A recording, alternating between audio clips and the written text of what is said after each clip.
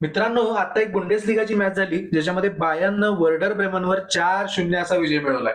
या मॅचमध्ये हॅरी केननं 2 गोल मारून एका क्लबकडून सगळ्यात कमी मॅचेसमध्ये पहिले 100 गोल मारायचा रेकॉर्ड मोडलाय.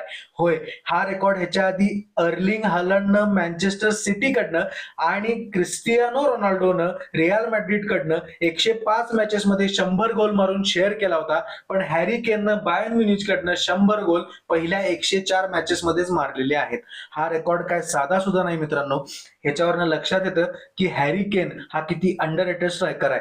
बायर्न म्युनिचनं जर्ड मुलर नंतर लेव्हँडॉव्स्की आणि त्याच्यानंतर हॅरी केन असे लेजेंडरी स्ट्रायकर्स निर्माण केलेले आहेत.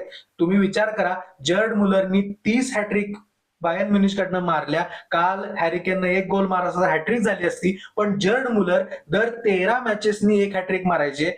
हॅरी केन दर 7 मॅचेस कडनंच 1 हॅट्रिक मारतोय. खूप अभिनंदन.